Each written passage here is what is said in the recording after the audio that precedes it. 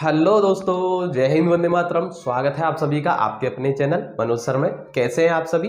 Happy Diwali सभी को। दिवाली का टाइम चल रहा है, ठीक है। और आप जानते हैं कि गोवर्धन और भैया दूज भी आने वाले हैं और आपको उन सब के लिए हार्दिक शुभकामनाएं। मैं हूं गौरव सिंह और आपके लिए लेकर आया हूं NCERT physics class 12 chapter number 7 और इस चैप्टर का नाम है प्रत्यावर्ती धारा। और आज जो है इसमें हमारा पार्ट नंबर 3 है। पार्ट नंबर 2 तक तो मैंने आपको पिछले वीडियो में कराए हैं और अगर आपने वो वीडियो हमारे नहीं देखे हैं तो आप वो वीडियोज हमारे जरूर देख लें।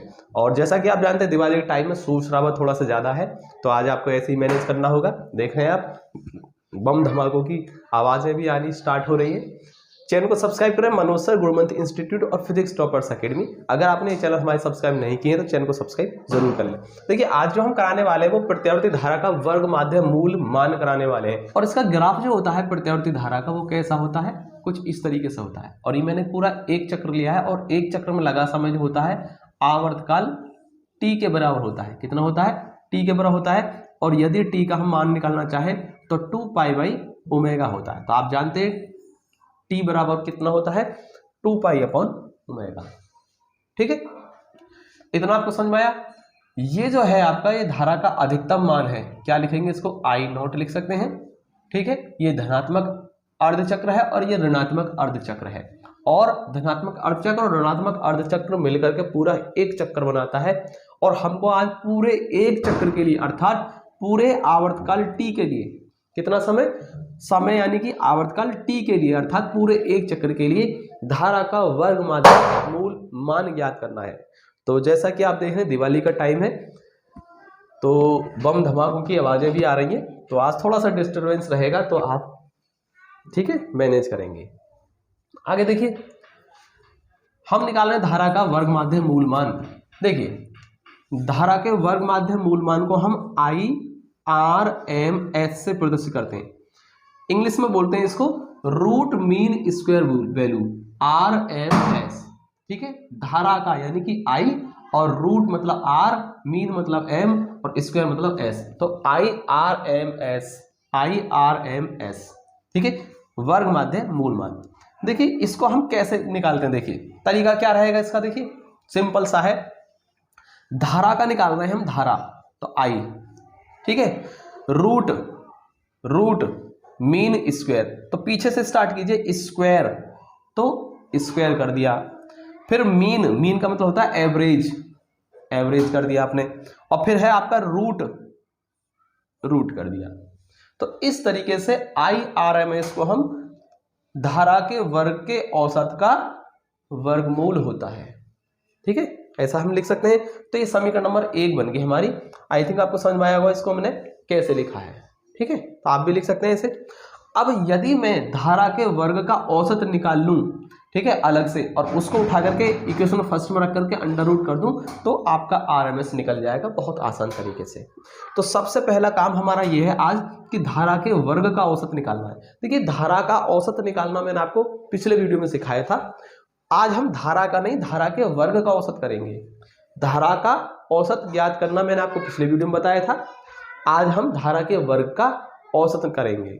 तो कैसे करेंगे? देखिए I²AB, धारा के वर्ग का औसत। तरीका मैंने आपको बताया ही था। सबसे पहले धारा का वर्ग ले रहे हैं हम, इसका धारा का वर्ग लिया और समय के सापेक्ष इसका हमने इंटीग्रेशन यानी कि समाकलन कर दिया। और देखिए पूरे एक चक्र के लिए कर रहे हैं। वो जो हमने औसत निकाला था पिछले वीडियो में वो आधे चक्र के लिए निकाला था, इसलिए मैंने 0 से t/2 लिमिट लगाई थी, क्योंकि आधे चक्र में कितना समय हो गया? t/2 के बराबर। लेकिन यहाँ जो हम वर्ग माध्य मूल मान निकाल रहे हैं वो पूरे एक चक्र के लिए निकाल रहे हैं। तो पूरे चक्र के लिए निकाल रहे हैं तो टोटल टाइम कितना है? t है। तो यहाँ पर कितना आएगा? t, और 0 से t आपकी क्या आ जाएगी? लिमिट आ जाएगी। तो इस तरीके से धारा के वर्ग का औसत का फॉर्मूला हम लिख सकते हैं। ठीक है, एक बार और समझ लिए, धारा के वर्ग का, तो धारा का वर्ग किया, औसत निकालने के लिए आप समय के सापेक्ष क्या कर देंगे? समाकलन कर देंगे। और कितने चक्र के लिए? पूरे एक चक्र के लिए, अर्थात आवर्तकाल t के लिए, तो t का भाग करेंगे और 0 से t लिमिट लगा देंगे। बिल्कुल सिंपल है। चलिए इसके बाद देखिए, अब हम यहां से क्या करेंगे, हम जानते हैं धारा जो होती है I, इसका मान जो होता है कितना होता है? देखिए आई बराबर हम जानते हैं आई नॉट साइन ओमेगा टी होता है, आई बराबर I not sine omega T. तो यहाँ आई की जगह आई नॉट साइन ओमेगा टी हम लिख देंगे, इतना हम जानते हैं। तो ठीक है, तो आई स्क्वेयर ए बी बराबर 0 से टी, और टी की वैल्यू हम क्या जानते हैं 2 पाई बाई ओमेगा, तो इसको हम लिख देते हैं, होता है ना T equal to 2 pi by omega. और ये हो जाएगा आई की जगह लिखेंगे I not sine omega T, और इसका हो रहा है स्क्वायर और डी टी और टी की जगह हम कर देंगे 2 पाई बाई ओमेगा। ठीक है, टी की जगह क्या कर दिया, यहाँ भी 2 पाई बाई ओमेगा और यहाँ पर भी 2 पाई बाई ओमेगा लिख दिया है। आई थिंक आपको इतना समझ में आ रहा होगा। और यहाँ आई की जगह मैंने सिर्फ आई नॉट साइन ओमेगा टी लिखा है, तो आई स्क्वायर डी टी ही लिखा हुआ है। ठीक है, अब देखिए आई स्क्वायर ए बी बराबर, इसमें से 2 पाई बाई ओमेगा को मैं बाहर कर दूं तो 1/2 पाई बाई ओमेगा, तो इधर आके क्या हो जाएगा ओमेगा अपॉन 2 पाई हो जाएगा, 0 से 2 पाई बाई ओमेगा। और इसको भी हम स्क्वायर को अलग अलग कर देते हैं, तो I naught square sine square omega T और डी टी कर सकते हैं या नहीं। आई स्क्वायर ए बी बराबर omega upon 2 pi.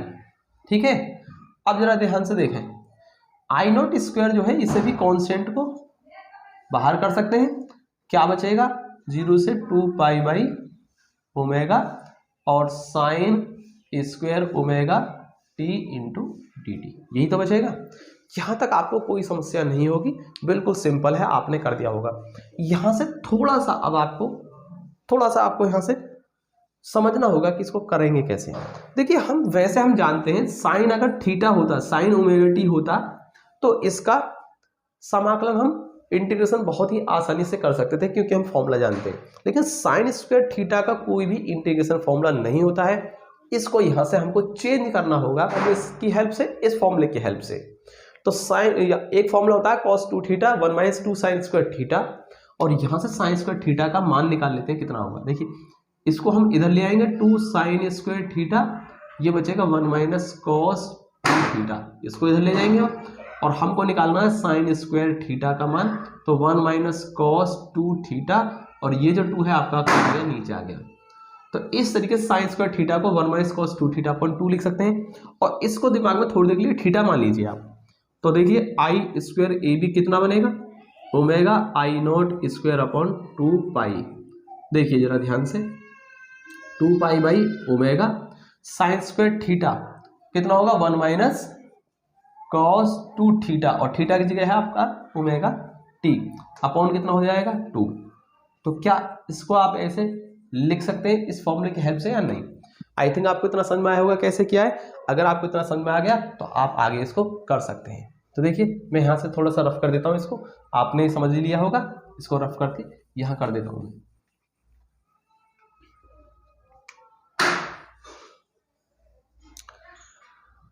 I square A B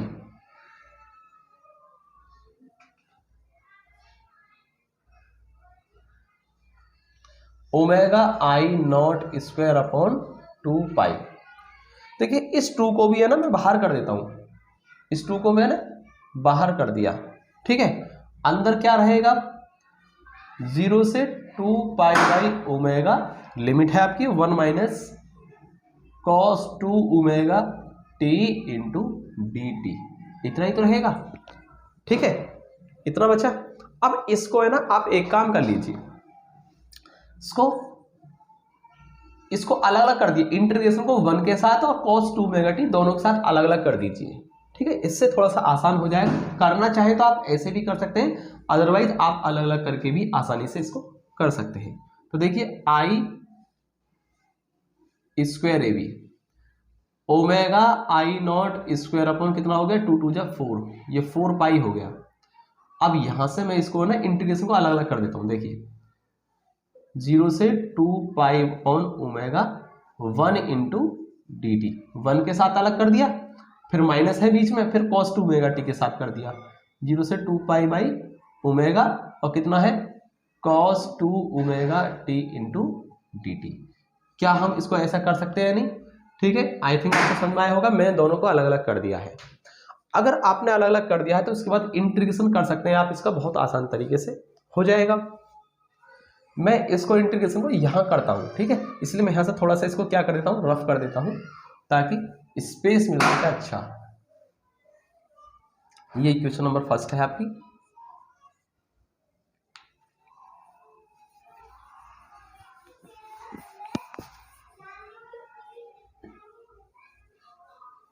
देखिए आई स्क्वायर ए बी बराबर omega I naught square upon 4 पाई, इसको तो आप बाहर रख लेते। सबसे पहले 1 का टी के सापेक्ष करें आप, तो 1 का टी के सापेक्ष कितना होता है, टी होता है, और आपकी जो लिमिट है वो 0 से 2 पाई बाई ओमेगा यहाँ आ गई, माइनस कॉस, इसको दिमाग में थीटा मान लीजिए, तो कॉस थीटा का होता है साइन थीटा, और थीटा कितना है 2 मेगा टी, और 2 मेगा टी का अवकलन होगा नीचे, तो 2 मेगा हो जाएगा, ठीक है। और जो लिमिट है आपकी 0 से 2 पाई अपॉन ओमेगा यहाँ आ गई, और ये हो गया आपका इंटीग्रेशन, ठीक है। इसको मैं यहाँ से ऐसे करता हूँ ताकि आपको ध्यान रहे। हो गया इंटीग्रेशन, लगा दिया हमने इंटीग्रेशन फॉर्मूला, ठीक है। अब देखिए, अब इसको सॉल्व करना है आपको अच्छे तरीके से, आगे सॉल्व कर दीजिए आप, लिमिट रख करके आप इसको सॉल्व कर दें अब। तो आई स्क्वायर ए बी बराबर omega I naught square upon 4 पाई। देखिए एक बार मैं आपको इस फॉर्मूले को और बता देता हूं, यहां से कौन सा फॉर्मूला लगाया। देखिए हम जानते हैं इंटीग्रेशन कॉस एन थीटा होता है, और थीटा के सापेक्ष अगर आप समाकलन करें इसका, तो ध्यान रखना ये साइन एन थीटा, और जो एन है थीटा का जो गुणक है एन, इसका हो जाता है भाग। तो कॉस एन थीटा का थीटा के सापेक्ष sine N theta upon N आया। इसी तरीके से कॉस 2 मेगा टी का टी के सापेक्ष कितना आएगा, साइन, पहले तो साइन में चेंज हो जाएगा ये, ठीक है, तो साइन 2 मेगा टी, तो साइन 2 मेगा टी। और देखिए आप देख रहे हैं थीटा के सापेक्ष क्या, तो थीटा का गुणक क्या है एन, एन का हो गया भाग। ऐसे यहां पर कर रहे हैं आप टी के सापेक्ष, तो टी के साथ क्या है 2 मेगा, तो 2 मेगा का हो जाएगा भाग। तो इस फॉर्मूले को हमने यहाँ पर अप्लाई किया है। तो बायो वाले जितने भी स्टूडेंट हैं उनके लिए मैंने यहाँ पर हिंट दे दी कि आप इसको कैसे कर सकते हैं इंटीग्रेशन को, ठीक है। कोई समझ में कोई दिक्कत आ रही हो तो आप बताइए, समझने में कोई समस्या होगी नहीं। और ध्यान रखना, अगर आप 1 का टी के सापेक्ष करते हैं तो टी आ जाएगा, अगर 1 का थीटा के सापेक्ष करते तो थीटा आ जाता, ठीक है। तो ये दो इंटीग्रेशन फॉर्मूले हैं, ये मैंने आपको बता दिए। अब आपको कोई समस्या नहीं होगी इसमें, आगे सॉल्व कर दीजिए इसको। देखिए एक बार अपर लिमिट रखेंगे आप, टी की जगह पर लिखेंगे अपर लिमिट यानी 2 पाई बाई ओमेगा, माइनस फिर टी की जगह लोअर लिमिट यानी कि 0, माइनस। और दोस्तों ध्यान रखना, इसमें जब आप ये पूरी लिमिट लगाएंगे तो ये 0 ही हो जाएगा, क्या हो जाएगा, पूरा 0 हो जाता है। तो आप इसको ज्यादा लोड ना लें इस चीज का कि ये 0 कैसे हो गया। मैं आपको यहाँ दोबारा अलग से सॉल्व करके दिखा देता हूँ कि ये 0 कैसे हो गया। बस आप क्या करें, इसकी जगह 0 कर सकते हैं आप, लिमिट लगाई आपने और ये क्या आ गया 0 आ गया। अब देखिए कैसे आ गया 0, मैं इसको यहाँ अलग कर देता हूँ। देखिए आपका है sine 2 omega T upon 2 omega, और लिमिट है आपकी 0 से 2 पाई बाई ओमेगा, यही तो है। क्या हम इसको ऐसे नहीं कर सकते, 1 अपॉन 2 ओमेगा, 2 ओमेगा को बाहर कर दिया हमने, और साइन 2 ओमेगा टी और 0 से 2 पाई बाई ओमेगा, कर सकते हैं या नहीं, अलग कर दिया। अब देखिए 1 अपॉन 2 ओमेगा आपका बाहर रहेगा, एक बार तो टी की जगह अपर लिमिट, तो साइन 2 ओमेगा टी, टी की जगह क्या लिखेंगे 2 पाई बाई ओमेगा, माइनस फिर टी की जगह लोअर लिमिट आ जाएगी, तो साइन 2 ओमेगा इंटू टी, और टी की जगह आएगा 0, तो अपर लिमिट रखी फिर माइनस लोअर लिमिट। इसके बाद देखिए ओमेगा से ओमेगा खत्म, तो साइन कितना हुआ 4 पाई, और साइन 4 पाई का मान कितना होता है 0, और साइन 0 2 पाई यानी 2 omega upon into 0, 2 omega into 0, तो ये भी क्या हो गया साइन 0, साइन 0 का मान फिर से 0, तो 0 माइनस 0 कितना हो गया, फिर से पूरा 0 हो गया। तो इस तरीके से पूरा टर्म क्या हो जाता है 0 हो जाता है। तो ये बायो वाले स्टूडेंट जो है उनको कोई समस्या ना हो, इसलिए मैंने इसको डायरेक्ट करना बता दिया है कि ध्यान रखना, इसमें upper limit minus lower limit रखा, और जब आप इसमें लिमिट रखेंगे तो ये पूरा 0 हो जाएगा। आप इसका बिल्कुल लोड ना लें, बिल्कुल लोड नहीं दीजिए आप। तो बायो वाले स्टूडेंट के लिए मैंने थोड़ी सी हेल्प करने की कोशिश की है। और मैथमेटिक्स वाले जो स्टूडेंट हैं वो तो इसको रख के आराम से जीरो निकाल सकते हैं, अगर वो चाहे तो इसी तरीके से यहाँ लिमिट रख के निकाल सकते हैं, उनके लिए अच्छा रहेगा। उनको आता है इसलिए मैंने उनको नहीं बताया है, ठीक है। और मैंने अलग इसलिए करके दिखा दिया है कि जीरो कैसे आ गया, समझ में आया। तो किसी को परेशानी नहीं होगी, ना मैथ वालों को यहाँ से ना बायो वालों को। आगे देखिए, इसके बाद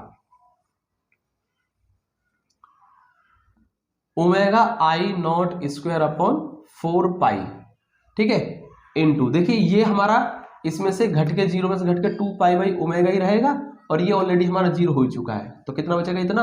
ओमेगा से ओमेगा खत्म और 4 पाई से ये 2 बार खत्म, यानी कि आई स्क्वायर ए बी, धारा के वर्ग का जो औसत निकला वो आई नॉट स्क्वायर अपॉन 2 आ गया, आई नॉट स्क्वायर अपॉन 2 इतना आ गया।